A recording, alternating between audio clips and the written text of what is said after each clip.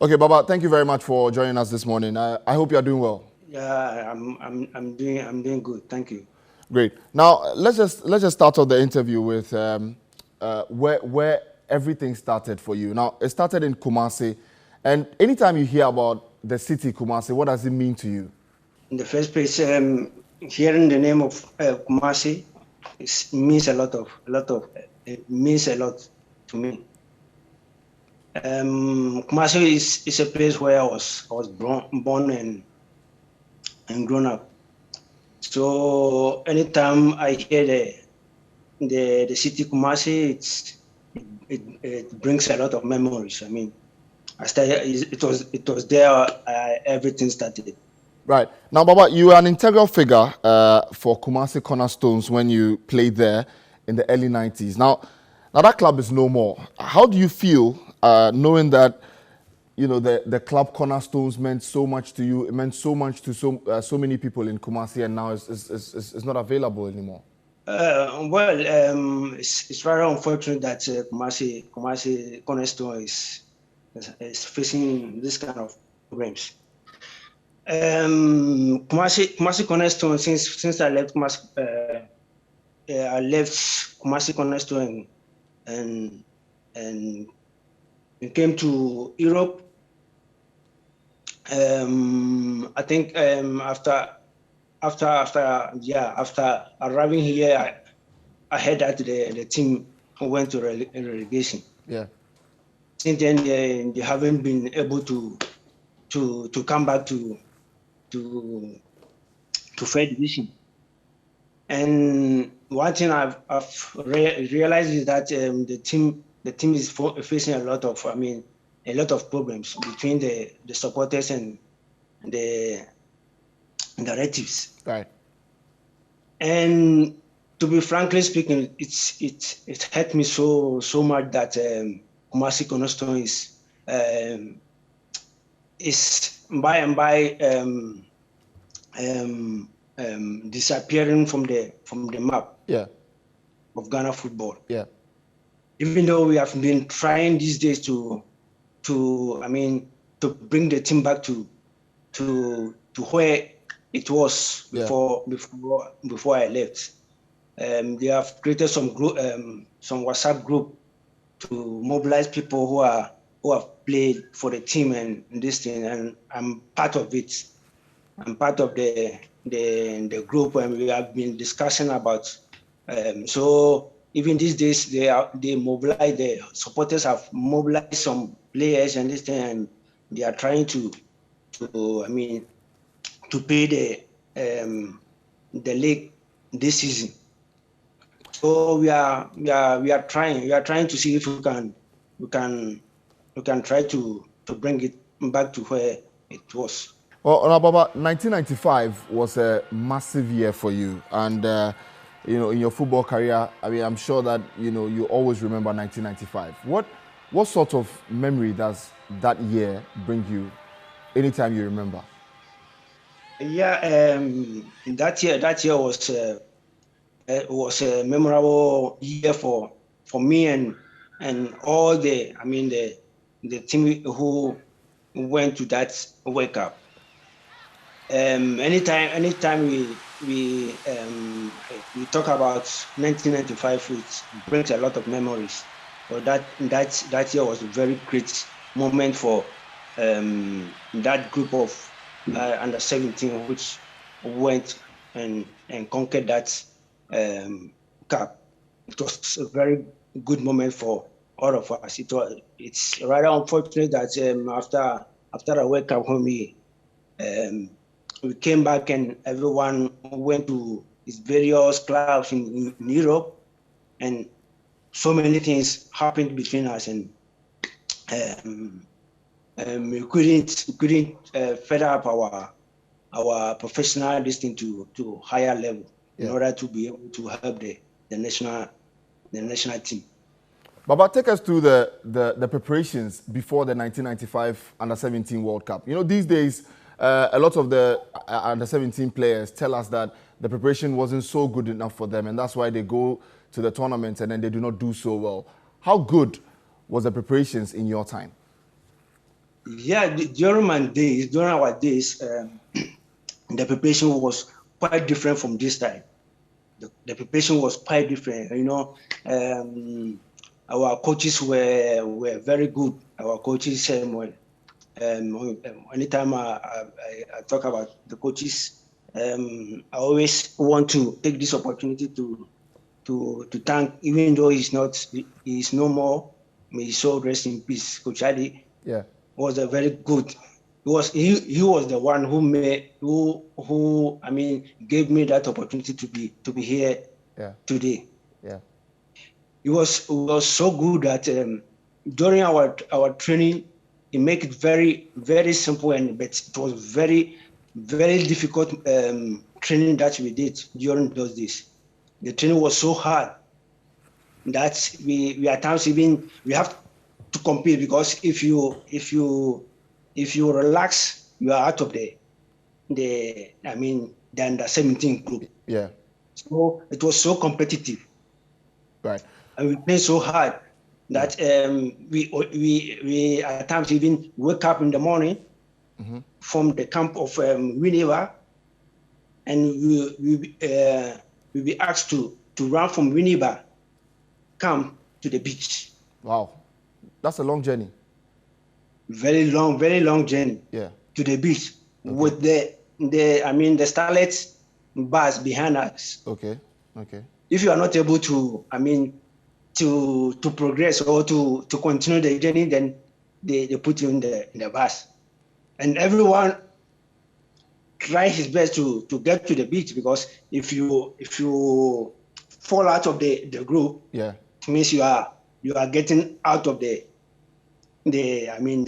group. You are getting out of this thing. You are losing your chances of becoming part of the group. So it was so competitive, and it make us very strong. And we after running from camp to the beach, we still train at the beach. Right. So the training we did was so hard. That's why when we came to Europe, most of us, we found the problems of injuries of the knees, of our knees, and all of these kind of injuries. Yeah. Because I always said that kind of training that we did, even though it make us so strong, but when you come here, the training that we are doing here and this thing is different from what we do back in Ghana. Right. Well, Baba, comparing to nowadays, the training that they do, I think there are a lot of differences. Great. Now, Baba, again, it's good that you brought in the issue about injuries. Now, after the Under-17 World Cup, you earned a move to Mallorca, but because of an injury, you couldn't get through with that transfer. How did that make you feel in that time, knowing that you were a young player coming through, and that was a big opportunity for you? Yeah, when I came to Mallorca, even though the injury did not start at Mallorca. Yeah. I follow Mallorca, play Mallorca. We went to third division, and then they loaned me to other clubs. Right. Second, because they said I was still young to be in the to play in the third division. So they loaned me to another club, second division club. I played there 2 years. Even though when I played for Mallorca, I faced a lot of problems concerning illness. I had hepatitis B, and it even nearly cost my contract with Mallorca. Right. And I had a conversation with them, and then they allowed me to come to Ghana to cure. Ghana, that hepatitis B is like jaundice. Okay.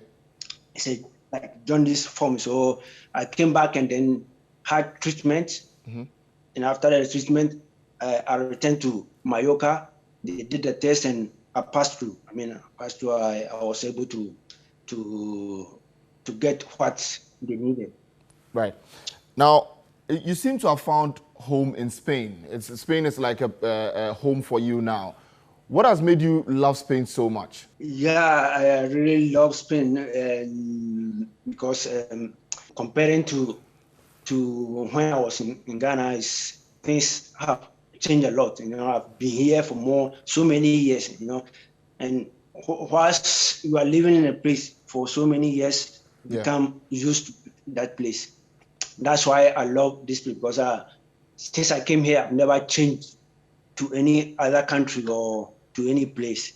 And I have good friends here, and actually they've received me very, very nicely, and I don't want to get far from them. I mean, these people who brought me here, they were the same people who brought me from Ghana, so I'm still having the contact with these same people. And they are the same people who are I mean, leading. I mean, getting things easy for me to be here. Great. That's why I love the country so much. Great. Now, in 1999, you signed for Real Madrid. At the time, what was going through your mind when you got into the club as huge as Real Madrid, and what did you think the future would hold for you after signing that contract? Yeah, before signing for Real Madrid, I was in Orense. Orense, even the club went to the relegation, and during that season, I did so well that the Real Madrid came to sign me.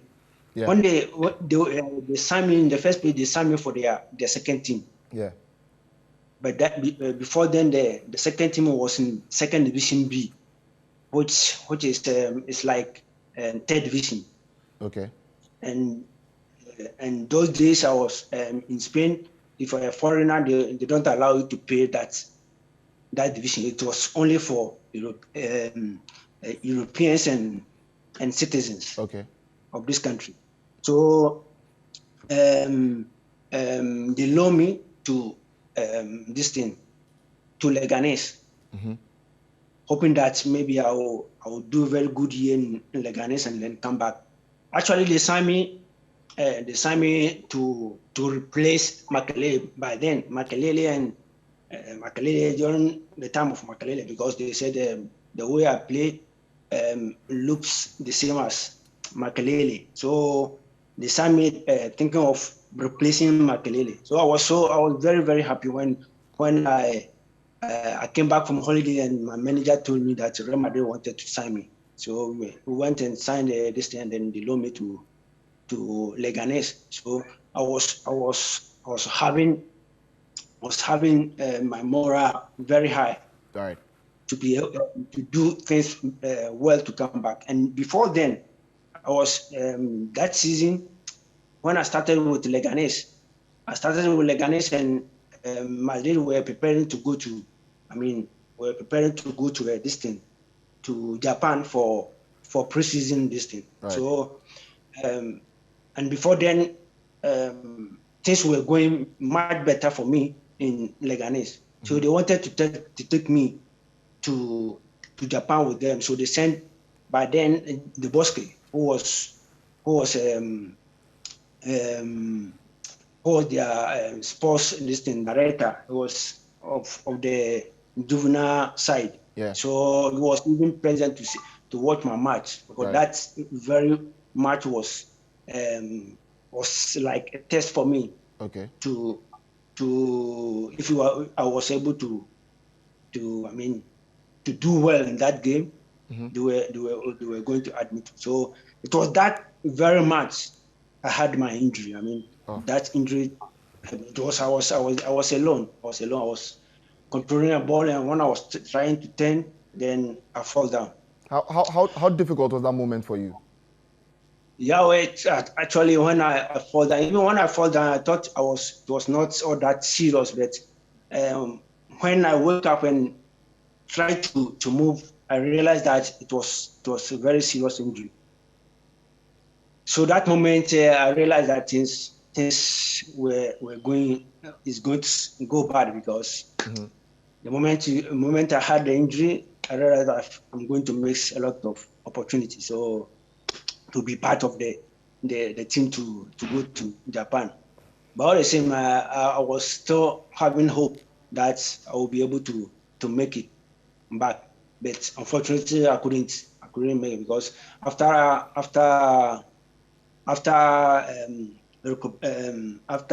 recovering from the injury, first match, I fought back the same injury. I mean, I have to go back to hospital for another operation, the same injury. And the second operation I had a lot of problems. I mean, I had a lot of problems in the operation room. So I went through a lot of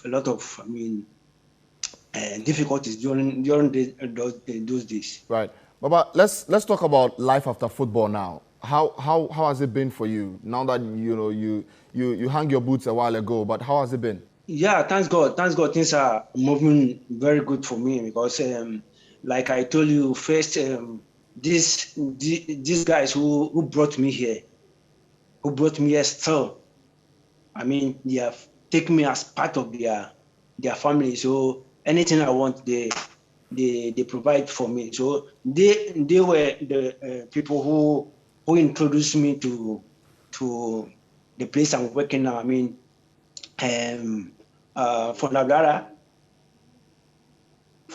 they introduced me to them.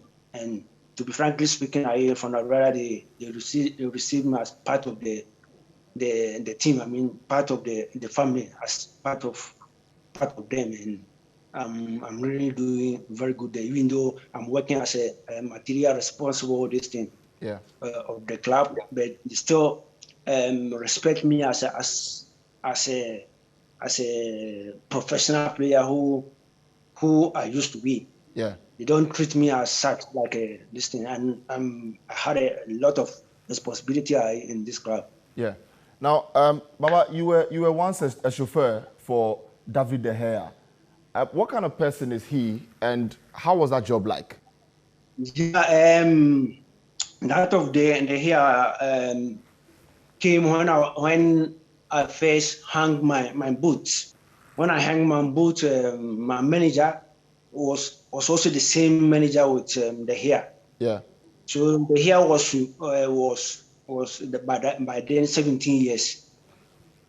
And here, 17 years, they don't allow them to. I mean, he was not having a driving license. So my manager decided that it would be very good if I'm not doing anything, because since I've hung my boot and I'm in the house, I can take that opportunity to work with the here. So he talked to Atletico Madrid, and they came to the conclusion that they will give me a contract so that I'll pick him up with my car to the training grounds, and he was also studying at a school very close to my place where I live. Okay. So I decided to take that opportunity, and to be frankly speaking, at that time, at that age, it was 17 years. I was very great to have goalkeeper who is now one of the best players in the world. Baba, a very last question to you. What are you most grateful for? Your life as a footballer. What are you most grateful for? Yeah, I'm grateful because through football, I've been able to, get what I need.